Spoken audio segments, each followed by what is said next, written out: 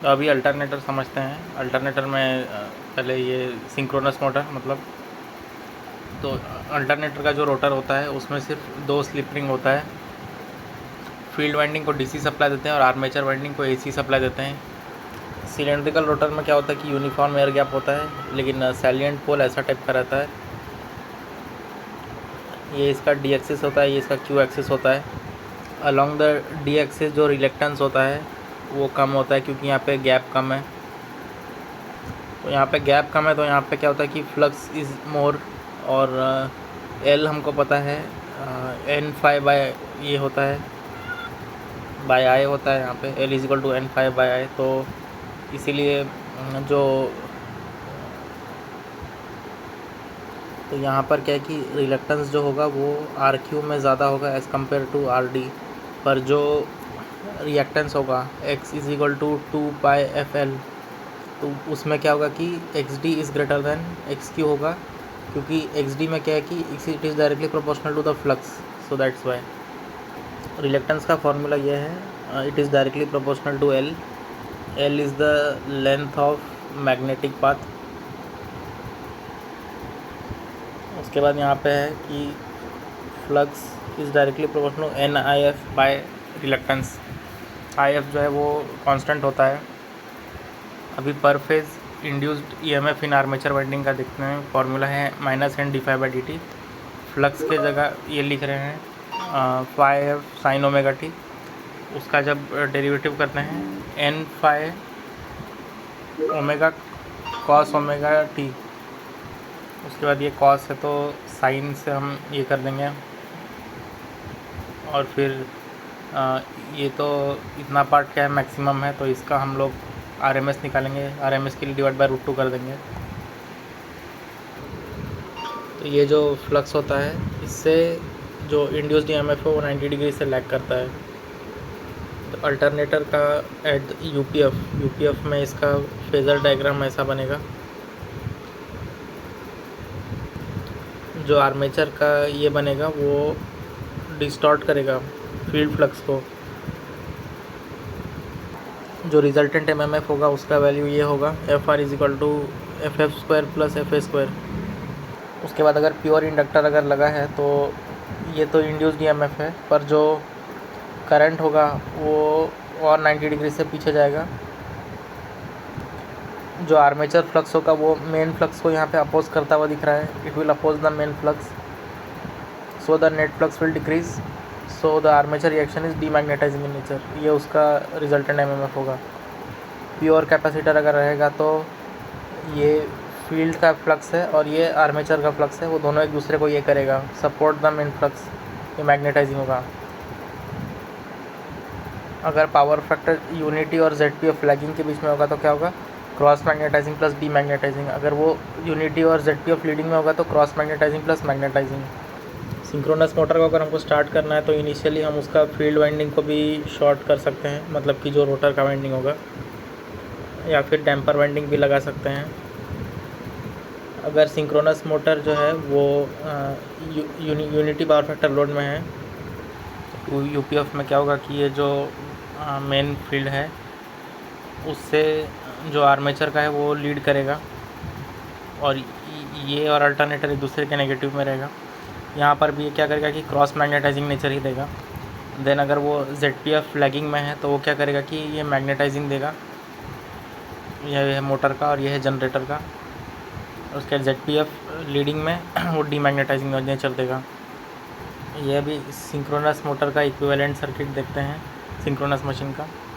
तो synchronous reactance is equal to XS is equal to XAR plus XL होता है। ये आर्मेचर का ये, और ये लीकेज, तो XS प्लस RA मतलब आर्मेचर का resistance is equal to ZS synchronous impedance. ये इसका फेज़र डायग्राम बनेगा। ये है इंड्यूस्ड EMF का ये है फील्ड फ्लक्स, फील्ड MMF, और जो ये टर्मिनल वोल्टेज होगा, और ये है आर्मेचर करंट। तो यहाँ पे क्या होता है कि जो EF होता है और BT होता है इंड्यूस्ड, और इसके बीच में जो ये होता है उसको बोलते हैं load angle delta. Then IA होता है, आई ए इन दोनों के बीच का जो होता है वो होता है फाई पावर फैक्टर, और ई एफ और वी टी के बीच में जो होता है उसको बोलते हैं, ई एफ और आई ए के बीच में जो होता है उसको बोलते हैं internal power factor angle phi. So phi is equal to plug phi and और प्लस डेल्टा। अगर ये आर ए को हम लोग कंसीडर करते हैं तो ऐसे पावर फैक्टर इसका ये फेजर डायग्राम बनेगा। ये V T cos phi plus I A R A एक इसमें रहेगा, ये आई ए के साथ अलाइंड रहेगा। देन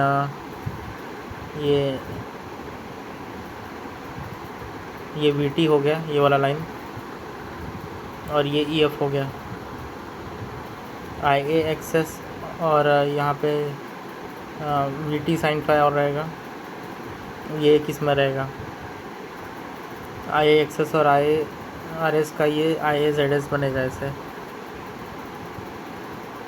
तो यहाँ पर भी वही phi is equal to delta plus phi बनेगा, where plus for lagging minus for leading. यहाँ पे कॉम्प्लेक्स पावर का भी देखते हैं, power flow equation of the alternator. S is equal to P plus J Q which is equal to V T I A conjugate. अभी E F हमको पता है, ई एफ जो इंड्यूस हो रहा है is equal to V T plus यहाँ पर जो ड्रॉप होता है I A into Z S theta, तो इससे आई ए निकल जाएगा, I A is equal to E F minus V T by Z S. तो अभी ये जो आई ए निकला है वो हम यहाँ पे सब्सटीट्यूट कर देंगे, इसका आई ए कॉन्जुगेट कर देंगे, तो इससे जो फाइनल निकलेगा पी का वैल्यू ये रहेगा, P is equal to E F V T by Z S cos theta minus delta minus V T square by Z S cos theta.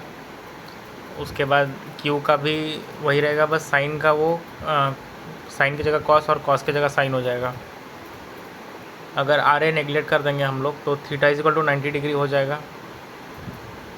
Theta यहाँ पे आर होता है, यहाँ पे एक्स होता है, यहाँ जेड होता है, ये अगर ज़ीरो हो गया तो थीटा इज इक्वल टू 90 हो जाएगा। Then P G is equal to E V T by XS sine delta, और फिर क्यू का वैल्यू क्या होगा, E F V T by XS cos delta minus V T square by XS. ये सब किसके लिए है, ये है सिलेंड्रिकल वाले के लिए है। Condition for maximum power transfer देखते हैं वो क्या है, तो D P by D delta is equal to 0, delta पे डिपेंड है, तो डेल्टा जो है वो थीटा के इक्वल होना चाहिए, मतलब जो लोड एंगल है वो थीटा के इक्वल होना चाहिए। Then alpha plus delta is equal to 90 degree होना चाहिए। यहाँ पे क्वेश्चन दिया है कि एक सिंक्रोनस जनरेटर है Z is equal to 3 plus J4, इसका लिए हमको लोड एंगल निकालना है जिस पे मैक्सिमम पावर ट्रांसफ़र होगा, तो वही करना है। ये ZS मतलब लोड का दिया हुआ है, तो यहाँ पर 3 ये हो गया, यहाँ पे 4 ये हो गया, यहाँ पे 5 हो गया, तो कॉस थीटा करेंगे R बाई Z 3/5, उसका कॉस इन्वर्स, तो ये 53.13। Value of maximum active power देखते हैं, ये पीजी अगर दिया हुआ है जो कि यहाँ पर था, E F V T by Z S cos theta minus delta minus V T square by Z S cos theta, तो वही यहाँ लिखा है। यहाँ पर delta is equal to theta जब करेंगे तो यहाँ पे कॉस ज़ीरो क्या हो जाता है, वो तो 1 हो जाता है, और यहाँ पे यहाँ ये इतना ही बचेगा, ये V T square bye Z S cos theta बचेगा।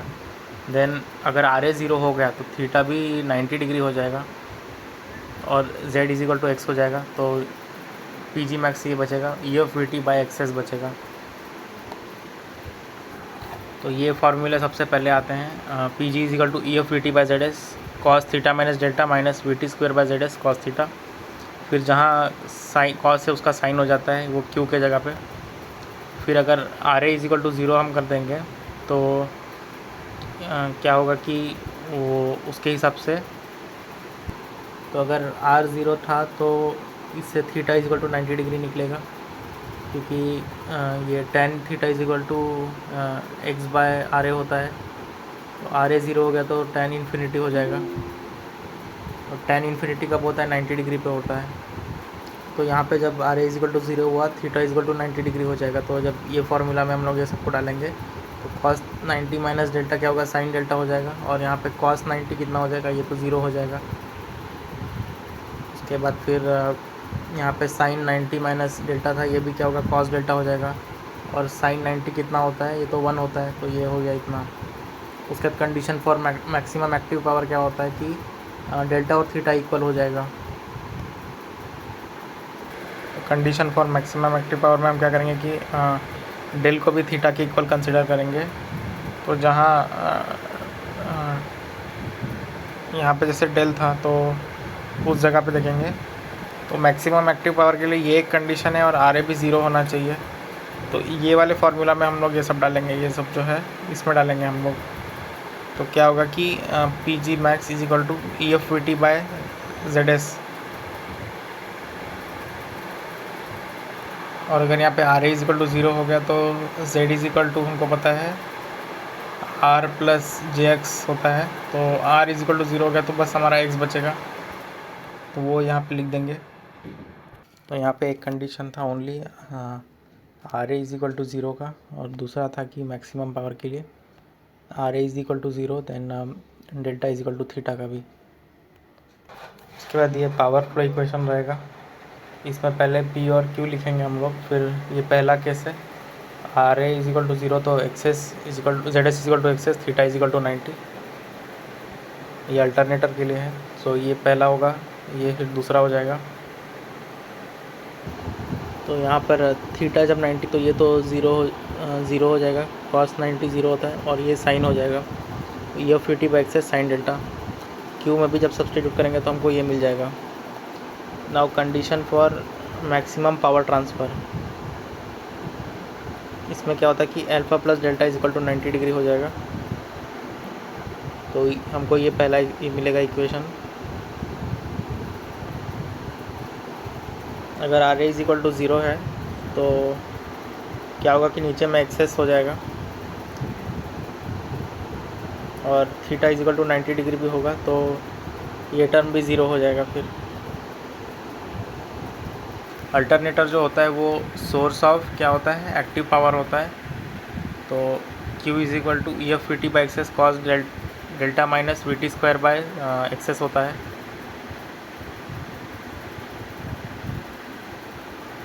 तो यहाँ पे क्या करेंगे कि ये रिएक्टिव पावर का था, तो यहाँ पर क्या करेंगे कि V T by X S common लेंगे, E F cos delta minus V T रहेगा। सो ई एफ अगर वी टी से ज़्यादा है, ई एफ कॉस डेल्टा अगर वी टी से ज़्यादा है तो क्या होगा कि ये रिएक्टिव पावर जनरेट कर रहा है। अगर ये इक्वल है तो Q ज़ीरो है, और ये लेस देन है तो ये नेगेटिव है। तो ये एक इम्पॉर्टेंट ये है फॉर्मूला। यहाँ पे लिखा हुआ है Q is equal to positive हो जाएगा तो alternator supply the reactive power, ये ओवर एक्साइटेड के केस में होता है। और इसमें क्या होता है कि वो लैगिंग पावर फैक्टर में चला जाता है। यहाँ क्वेश्चन दिया हुआ है power supplied is 100 megawatt, the value of line E M F and line terminal voltage is 100 kV and 100 kV। If the synchronous reactance is 50 ohm then find the load angle. तो हमको पता है कि P is equal to E F V T by XS sine delta होता है, तो इससे हमारा डेल्टा निकल जाएगा। उसके बाद ये क्वेश्चन दिया हुआ है, इसमें दिया है कि 3 फेज अल्टरनेटर है, when the frequency is 50 hertz then the load angle is 30 degree. If the frequency becomes 100 hertz then find the load angle, remain all parameter is constant. तो ये फार्मूला है P F is equal to E F V T by XS sine delta. तो यहाँ पे क्या है कि sign delta जो है वो एक्सेस के प्रोपोर्शनल है, और एक्सेस जो है वो प्रोपोर्शनल टू किसके फ्रीक्वेंसी होता है। So sine delta 2 is equal to F2 by sine delta 1 is equal to F1। तो इससे निकल जाएगा डेल्टा 2 जो सेकेंड लोड एंगल है। लोड एंगल फ्रीक्वेंसी का ये प्रोपोर्शनल होता है। उसके बाद आता है complex power absorb by the motor. तो इतना पार्ट तो सेम है, V T I A conjugate. अब आई ए के जगह पे ये वाला चीज़ डालना है। यहाँ पे डेल्टा जो है वो नेगेटिव होता है, वो पता है हमको। तो we T by Z S theta minus E F by Z S theta plus delta. तो इसको जब सॉल्व करेंगे हमको ये पी और ये क्यू मिल जाएगा।